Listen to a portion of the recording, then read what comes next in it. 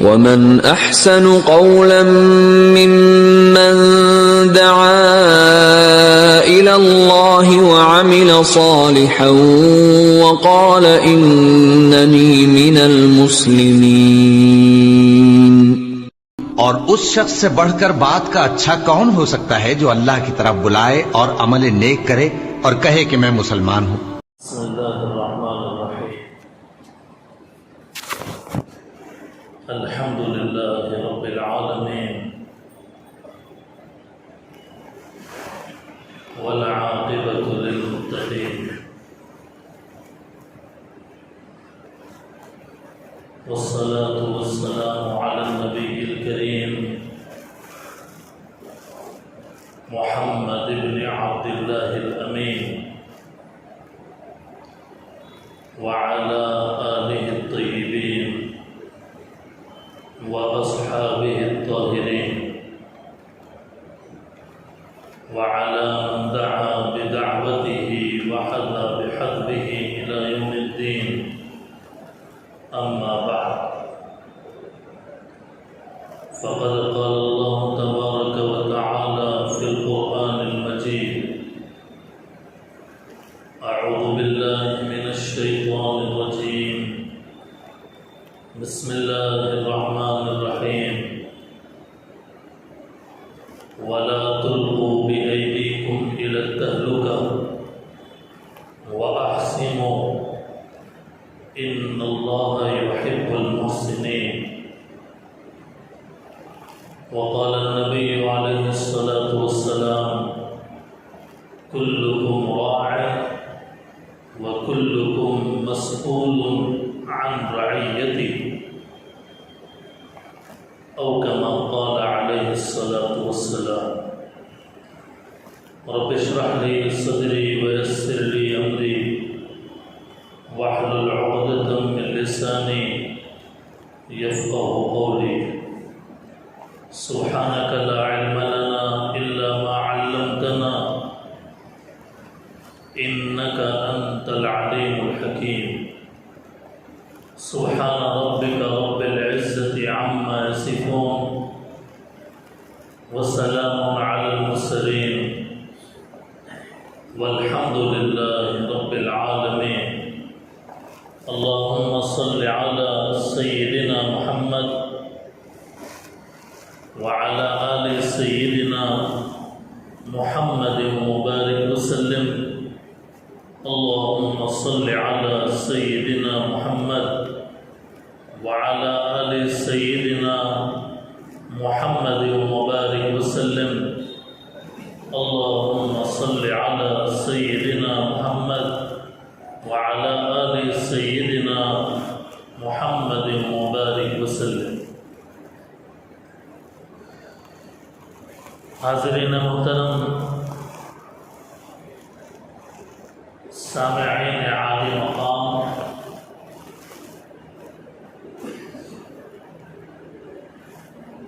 عزت و احترام کے لائق معزز بزرگوں، عزیزوں اور دوستوں، آج کے جمعے میں ایک خاص عنوان کے تحت گفتگو کرنا ہے۔ اس سے پہلے کہ جمعوں کے بیانات میں تسلسل کے ساتھ آپ حضرات نے علامات قیامت کے عنوان پر مختلف قیامت کی علامتوں کو سنا، جس میں حضرت امام مہدی علیہ رضوان کی اور حضرت عیسیٰ علیہ السلام کے نزول اور دجال کے خروج کے تعلق سے بہت ساری باتیں آپ حضرات کے گوش گزار کی گئی تھی۔ آج کے جمعے میں دجال کا قتل حضرت عیسیٰ علیہ السلام کی حکومت الہیہ حضرت عیسیٰ علیہ السلام ہی کے زمانے میں یاجوج ماجوج کے خروج کے تعلق سے بات کرنی تھی، لیکن ہنگامی طور پہ وقت کی ضرورت کو محسوس کرتے ہوئے ریاست کے قوم و ملت کی فلاح و بہبود کے پیش نظر مسلمانوں کے اجتماعی طور پہ غفلت کے ماحول میں کچھ ضروری بات حالات کے تناظر میں آپ حضرات کے سامنے اس جمعہ پیش کرنے کا ارادہ ہے۔ دعا فرمائیں کہ اللہ تعالی فائدے کی بات اور امت مسلمہ کے لیے ایک انتہائی نازک موڑ اور مرحلے پر صحیح بات کہنے اور سننے کی اور اس کا فائدہ امت کو پہنچنے کی توفیق عطا فرمائے۔ دوستوں بزرگوں، تلنگانہ میں ہماری ریاست میں ان دنوں میں ایک نیو سروے، مردم شماری آپ اسے کہہ سکتے ہیں، پاپولیشن ریاست کے اندر کتنا ہے، پورے ریاست تلنگانہ میں کتنے مذاہب کے ماننے والے پیروکار ہیں، کتنے مسلمان ہیں، کتنے غیر ہیں، کتنے بدھسٹ ہیں، کتنے عیسائی ہیں، کتنے یہودی ہیں، مختلف دین سے تعلق رکھنے والے اس ریاست کے اندر ان کی تعداد کتنی ہے، فائنانشلی طور پہ معاشی اعتبار سے ان کی سطح کیا ہے، معاشی اعتبار سے وہ بالکل پچھڑے ہیں یا پھر یہ کہ ان کو حکومتی سطح پہ حقوق پہنچانے کے لیے اور حقوق کے اندازے کے لیے کیا صورتحال ہے، اس تناظر میں 6 نومبر 2024 سے پورے ریاست کے اندر 80,000 آفیسرز کے ذریعے سے ایک سروے کا فیصلہ کیا گیا ہے، جو صرف مسلمانوں کے حد تک محدود نہیں بلکہ گلی گلی، محلہ محلہ، شہر در شہر، دیہات، گاؤں، گویا پورے خطہ اور پورے ریاست تلنگانہ کے لیے یہ ایک طرح کی مردم شماری ہے اور انتہائی وسیع پیمانے پر یہ کام انجام دیا جا رہا ہے۔ آپ نے بھی دیکھا ہوگا کہ اپنے گلی محلے میں کام شروع ہو گیا۔ اس وقت میں جمعے کے ممبر و محراب سے یہ بات کہنے کی ضرورت اس لیے محسوس کی گئی کہ پورے مسلمان جو ہفتے میں ایک مرتبہ جمع ہوتے ہیں اور جڑتے ہیں جمعے کی نماز کے عنوان پر مسجدوں کے اندر اکٹھا ہوتے ہیں، ان کے سامنے اگر اس بات کی اہمیت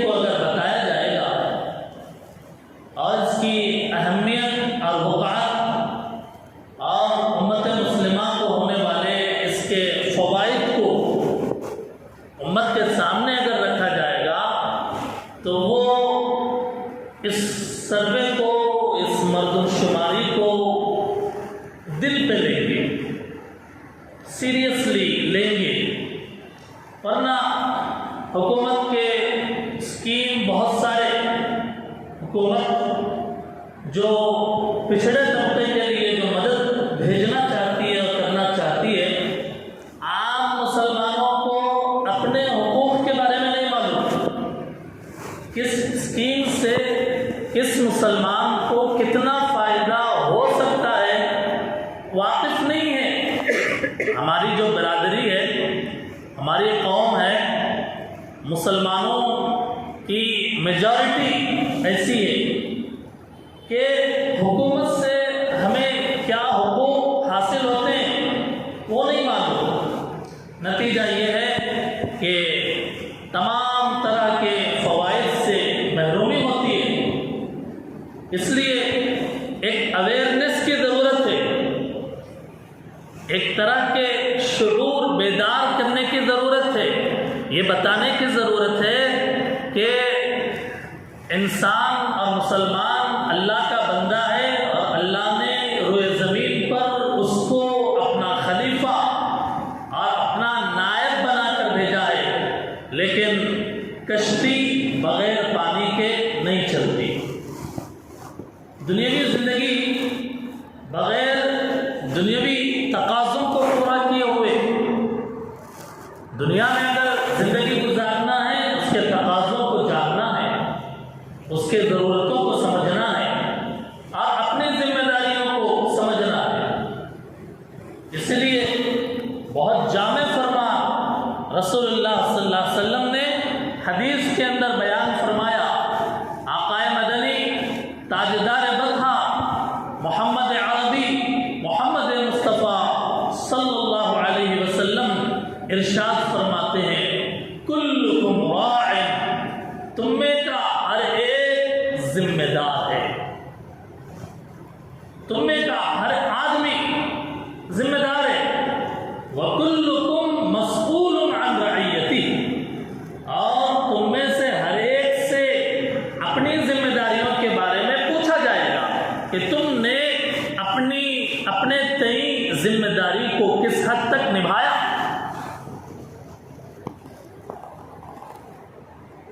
اسی لیے اللہ رب العزت کا پاک ارشاد خطبے کے اندر جو آیت میں نے تلاوت کی، وَلَا تُلْقُوا بِأَيْدِيكُمْ إِلَى التَّهْلُكَةِ، کہ تم اپنے آپ کو ہلاکت میں مت ڈالو، اپنے آپ کو برباد مت کرو، اپنے آپ کو خراب مت کرو، اپنے پیروں پہ خود کلہاڑی مت مارو۔ یہ مفہوم ہے کہ تم اپنے آپ کو ہلاکت میں مت ڈالو، اچھے کام کرو، اللہ اچھے کام کرنے والوں کو پسند فرماتے ہیں۔ یہ حدیث، یہ آیت موجودہ حالات کے تناظر میں ہم دیکھیں کہ اگر مسلمان اب بھی اگر نہ جاگے اور اس ہونے والے مردم شماری کو نگلیکٹ کرے، نظر انداز کرے، آنکھیں بند کر لے، اپنی دکان، اپنا گھر، اپنا مکان، اپنی ضروریات اگر اسی تک محدود رہ جائیں اور دنیاوی تقاضوں کو اگر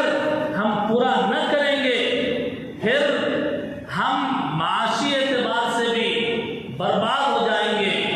اور اس ملک اور اس ریاست کے اندر رہنے کے اعتبار سے بھی ہمارا بڑا بھاری نقصان ہوگا۔ اسی لیے یہ جتنی تفصیل میں نے بیان کی وہ اس بات کو بیان کرنے کے لیے کہ بہت سارے لوگ سمجھتے ہیں کہ بھائی سروے ہو رہا ہے تو ہو رہا ہے، ہمارا کیا لینا دینا، مسجد میں اس کو بولنے کی کیا ضرورت ہے۔ اس کا جواب میں نے دیا ہے قرآن کی آیت پڑھ کر، اس کا جواب میں نے سمجھایا ہے حدیث رسول پڑھ کر کہ تم میں سے ہر ایک ذمہ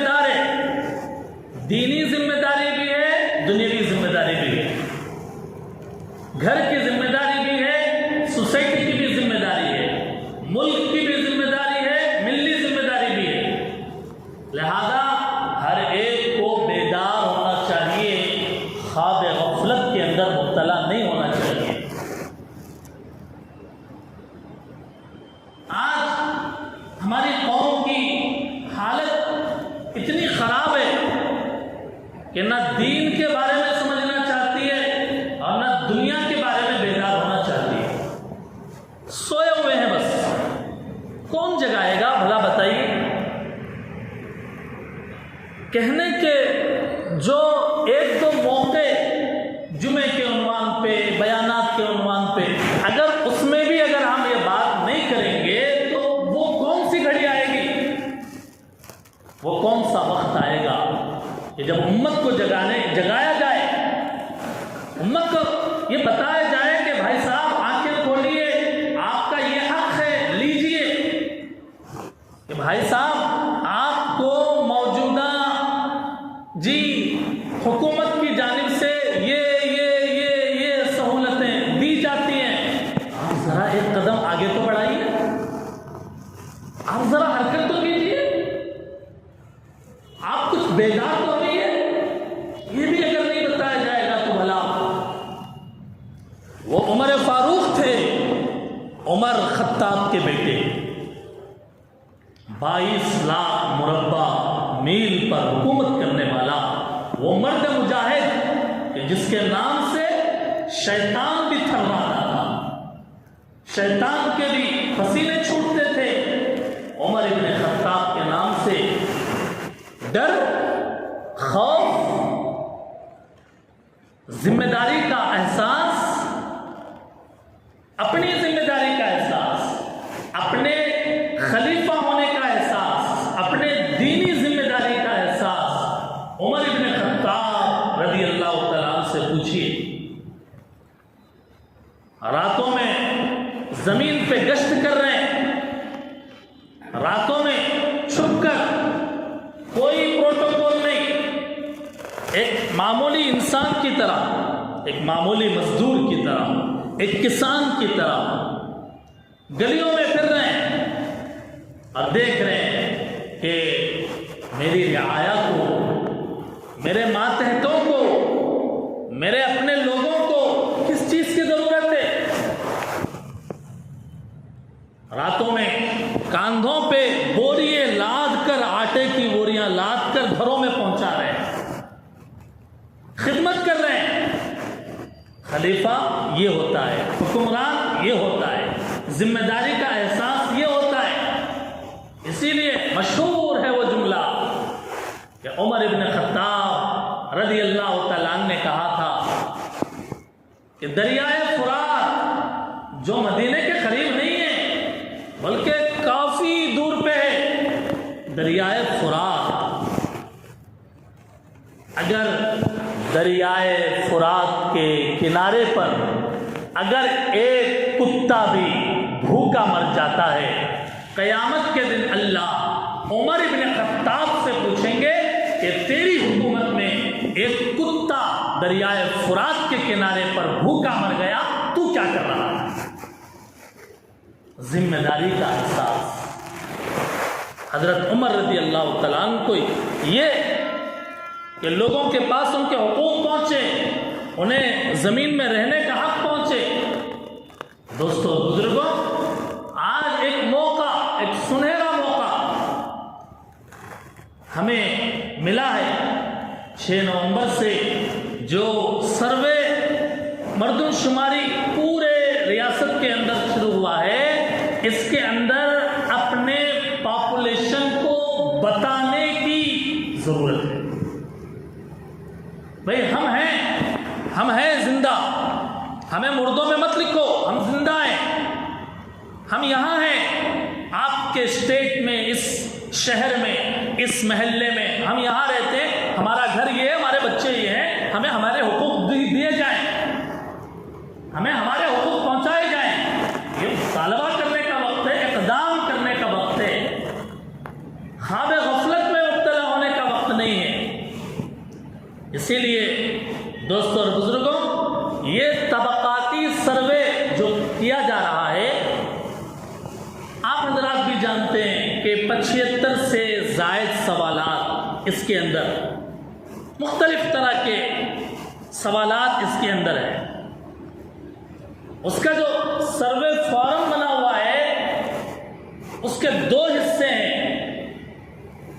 چنانچہ جس کے اندر نام کیا ہے، والد کا نام کیا ہے، مذہب کیا ہے، آپ کے مذہب کا کوڈ کیا ہے، مسلمان ہیں، غیر مسلم ہیں، سکھ ہیں، عیسائی کیا ہے، اور مذہب اگر ہے تو اس مذہب کے اندر آپ کس ذات کے ہیں، آپ کس طبقے سے تعلق رکھتے ہیں، آپ ایس سی ہیں، ایس سی ایس ٹی ہیں، آپ بی سی ہیں، آپ او سی ہیں، یا آپ بی سی بی میں آتے ہیں یا بی سی ای میں آتے ہیں۔ یہ اسلام مسلمان ہونا فارم میں اگر صرف مسلمان لکھے کافی نہیں ہے، آگے یہ وضاحت ضروری ہے کہ مسلمانوں میں ہم کون سے طبقے سے تعلق رکھتے ہیں، ہم شیخ ہیں یا پٹھان، ہم سید ہیں یا خان، ہم بوہرے ہیں یا شیعہ، کیا ہیں؟ یہ طبقے کی وضاحت جب تک نہیں ہوگی، یہ ذات کی وضاحت، یہ کاسٹ کے یہ ضمنی سوال جب تک حل نہیں ہوں گے تو اس کا حقیقی فائدہ نہیں پہنچ سکتا۔ عطار ہیں، دھوبی ہیں، فقیر ہیں، حجام ہیں، کیا ہیں؟ اس کی وضاحت ضروری ہے۔ آپ کی مادری زبان کیا ہے؟ مختلف طرح کے یہ سوالات اس کے اندر شامل کیے گئے ہیں۔ آپ کا آدھار نمبر کیا ہے؟ آپ کا ووٹر آئی ڈی نمبر کیا ہے؟ آپ خدا نہ خواستہ معذور تو نہیں ہے، پیر ٹوٹا ہوا ہو یا آنکھ سے نابینا ہو، یا کوئی اگر ہیں تو اس کی وجہ، شادی شدہ ہیں یا نہیں، شادی کے وقت عمر کیا ہے، آپ کس اسکول سے پڑھے ہیں، آپ کے تعلیمی قابلیت کیا ہے، کیا پڑھے ہوئے ہیں آپ ڈاکٹر ہیں، انجینئر ہیں، یا آپ 10th پڑھے ہوئے ہیں، کیا پڑھے ہوئے ہیں آپ اگر ملازم ہیں، سرکاری ملازم ہیں تو کیا ملازمت کرتے ہیں، ملازمت کی نوعیت کیا ہے،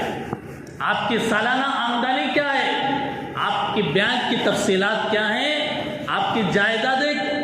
کہاں کتنی ہے، مکان ہے تو ذاتی ہے یا کرائے کا، راشن کارڈ ہے تو راشن کارڈ کا نمبر کیا ہے۔ یہ بہت سارے، یہ چند موٹی موٹی باتیں میں نے آپ کے سامنے عرض کیا ہے۔ اس طرح کے کئی سوالات اس سروے کے اندر اس کو شامل کیا گیا ہے۔ 80,000 آفیسرز جس کے اندر گورنمنٹ اسکول کے جو اسٹاف ہے اس کو استعمال کیا گیا، اور بہت سارے دوسرے شعبوں کے بھی حضرات کو اس کے اندر شامل کیا گیا۔ ایک آفیسر کے تحت 150 سے 175 مکانات کی ذمہ داری، 30 دن تک، بلکہ 6 نومبر سے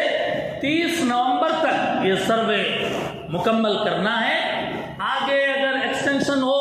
تو بات الگ ہے، لیکن اس وقت کی جو صورتحال ہے وہ یہ ہے کہ 30 نومبر تک مکمل کرنا ہے۔ اس کا فائدہ جیسا کہ میں نے عرض کیا اس کے ضمنی طور پہ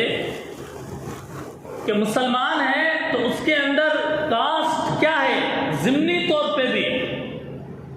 بی سی ای، بی سی بی، او سی، مسلم کس ذات اور طبقے سے تعلق رکھتے ہیں۔ دیکھیے یہاں ایک بات اچھی طرح سمجھ لیجئے کہ شرعی اعتبار سے، قرآن کے اعتبار سے، حدیث کے اعتبار سے پورے مسلمان برابر ہیں اللہ کی نظر میں۔ اردو بولنے والا اونچی ذات کا، تیلگو بولنے والا نچلی ذات کا، اسلام میں یہ خیال ہے ہی نہیں۔ عرب ہو یا عجم، عربی ہو یا انگریزی بولنے والا، کون سی زبان کا ہے، کس رنگ کا ہے، کس نسل کا ہے، کس پیشے کا ہے، وہ کیا کرتا ہے، یہ دوسرے غیروں کے اندر طبقات دیکھے جاتے ہیں، لیکن اسلام کے اندر سب برابر ہیں۔ اس لیے لداخ ہوں وہ بھی مسلمان ہے، وہ بھی اتنا ہی احترام کے قابل ہے جتنا کہ اردو بولنے والا ہے۔ دودھ ریتلا جس کو کہتے ہیں، وہ اپنے آپ کو الگ فیل کرتے ہیں، بھائی ہم مسلمان، آپ مسلمان ہیں تو کہتے ہیں ہم مسلمان ہیں، ہم لداخ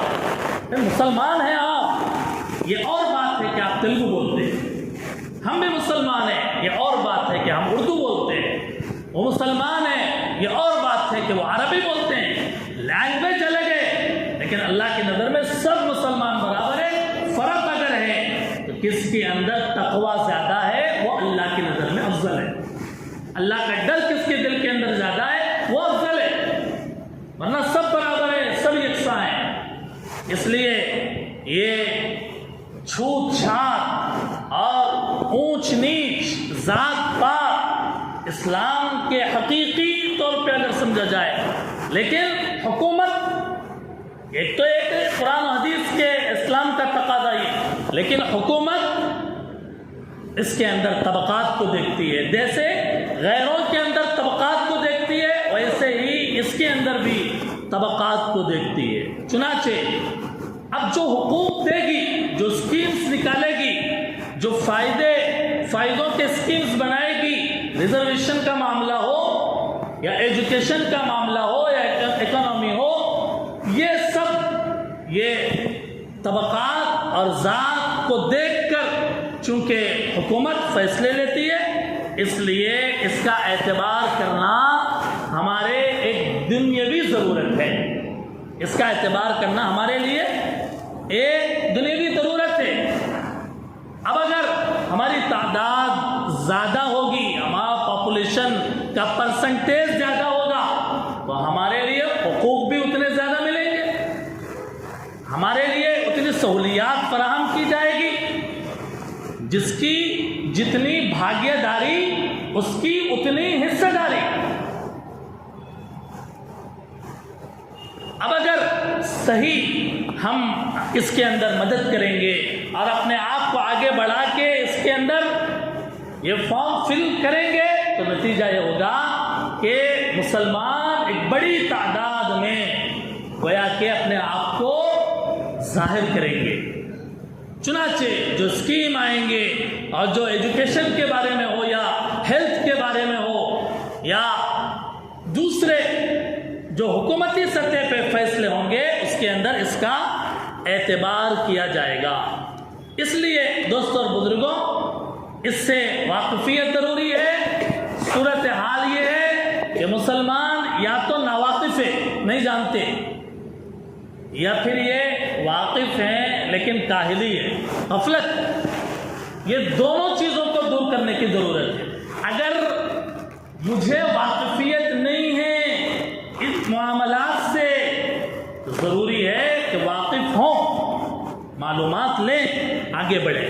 اور اگر معلومات ہیں تو جن کو معلوم نہیں ہے اپنے بستی میں ان کو بتائیں، دوسروں کو بیدار کریں۔ خاص بات اس کے اندر یہ ہے کہ کالم نمبر 5 میں جو کالم ہوگا 5 نمبر پہ، اس میں مسلمان لکھنا، مذہب اسلام ہے ہمارا۔ نے کہا کہ اتنا کافی نہیں ہے، اب کالم نمبر 6 میں آپ کس ذات طبقے سے آتے ہیں وہ لکھنا ضروری ہے۔ آپ بی سی ہیں یا او سی، اس کی تعین ضروری ہے۔ خاص طور پہ توجہ دینے کی بات یہ ہے کہ کالم نمبر جو 7 ہے اس کے اندر بی سی ای، اس کے زیادہ سے زیادہ لکھنے کی ترغیب دی جا رہی ہے۔ یہ کالم نمبر 7 میں، سروے فارم کے کالم نمبر 7 میں بی سی ای، لیکن یہ بھی سمجھنا ہے کہ کون لکھے گا بی سی ای، او سی مسلم کون لکھے گا، بی سی بی کون لکھے گا، یہ بھی سمجھنا ضروری ہے۔ چنانچہ چند ہدایات ہیں۔ سب سے پہلی ہدایت یہ ہے کہ آفیسرز کے ہمارے گھر آنے سے پہلے اپنے ڈاکومنٹس کہ ہم ایک فائل بنا لیں، Aadhaar, voter I D, ration card, فلاں جن جن چیزوں کی ضرورت پڑ سکتی ہے قریب رکھ لیں۔ ایسا نہیں ہے کہ آنے کے بعد ڈھونڈ رہے ہیں نہیں مل رہا ہے، پہلے ہی اپنے ڈاکومنٹس کو ایک جگہ ایک اس کی فائل بنا لیں جس کے اندر ضروری کاغذات ہو۔ دوسرے نمبر پر جب آفیسر آئے سروے کے لیے، دروازے پر کھڑے کھڑے ان کو جو ہے فارم فل نہ کرائیں، بلکہ ان کا اکرام کر کے کرسی پہ بٹھا کے ہم خود بھی اطمینان سے بیٹھ کے جی آگے کارروائی کرائیں، انفارمیشن لکھائیں۔ ایسا نہیں کہ کھڑے کھڑے لکھ لو پھر چلے جاؤ، اس سے بد نظمی ہوتی ہے اور ایک لکھنے کا ایک لکھا جاتا ہے، اطمینان نہیں ہوتا۔ اس لیے یہ دوسرا کام ہے۔ تیسرا کام یہ ہے کہ جب فارم فل کرنے لگے تو آپ کھڑے ہو کر اپنے نام کو صحیح سپیلنگ کے ساتھ لکھائیے۔ اردو کے نام ہے، اسلامی نام ہے، آنے والے اگر غیر ہیں تو ان کو نہیں معلوم، کیونکہ میں فرق کیا نہیں معلوم، وہ کیوں کی جگہ کہ ایسے ہی غلطی ہوتی ہے، وہ آدھار میں ایک، ووٹر میں ایک، یہ کیوں؟ اس لیے کہ ان کو معلوم ہی نہیں ہے،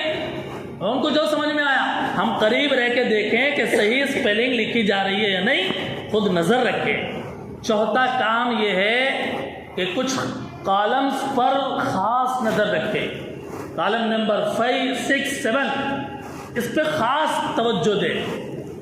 کالم نمبر 5 میں نے کہا مسلمان لکھانا ہے، 6 میں ذات لکھانا ہے، بی سی ہے یا او سی ہے، 7 میں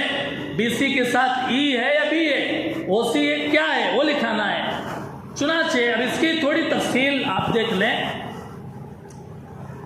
کہ جو حضرات سید ہیں،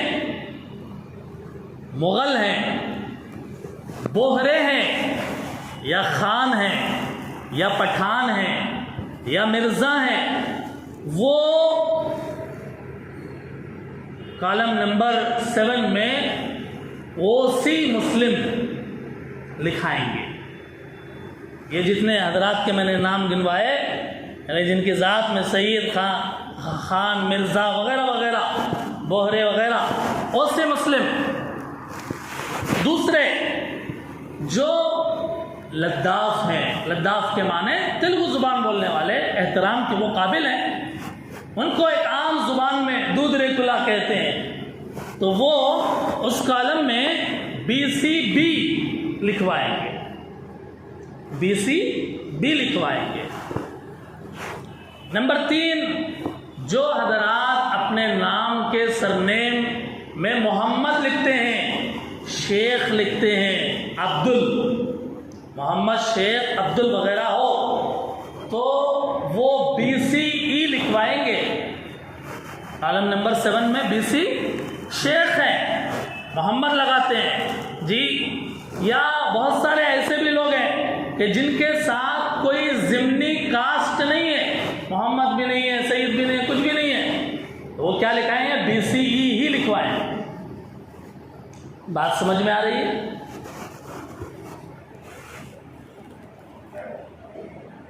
ایسے ہی ہمارا اگر کوئی فیملی ممبر ہے، وہ گلف میں رہتا ہے،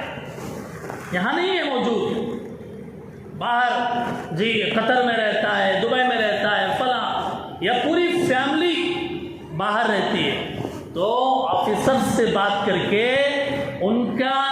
پاسپورٹ کاپی منگوا کر ان کے بھی ڈیٹیلز جو ہے فل کرائیں، بتائیں، ان کے لیے الگ جو ہے طریقہ کار ہے وہ بتائیں گے،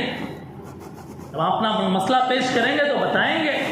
ہمارا کوئی بیٹا ہے باہر رہتا ہے، ہم یہاں ہیں، اس کا بھی نام لکھانا ہے، یا پوری کی پوری فیملی ہے باہر رہتی ہے، گلف میں رہتی ہے، وہ بتا کر ان کی بھی جو ہے کارروائی کرانا ہے۔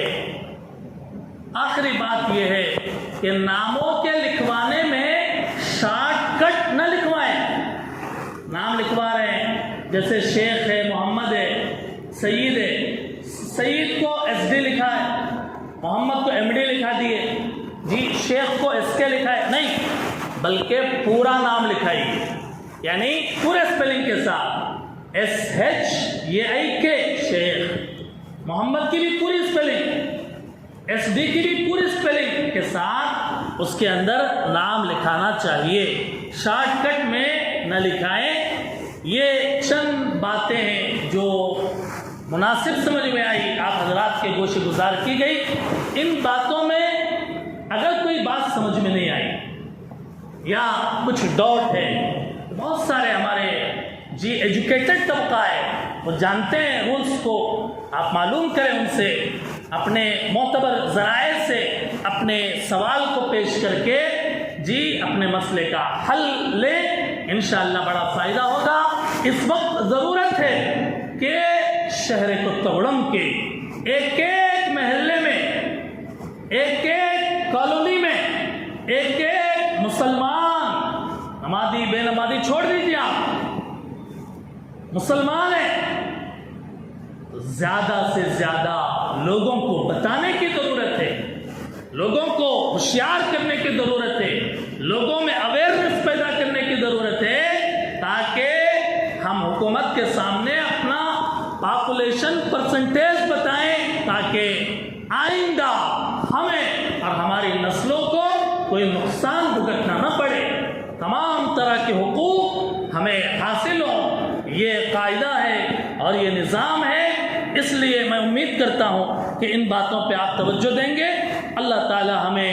ہمارے دین اور دنیا کے اندر ہمیں کامیاب اور کامران فرمائے، اور جو باتیں کہی گئی ہیں اسے سمجھنے کی اور عملی طور پہ قدم بڑھانے کی توفیق عطا فرمائے۔ وآخر دعوانا ان الحمد للہ رب العالمین۔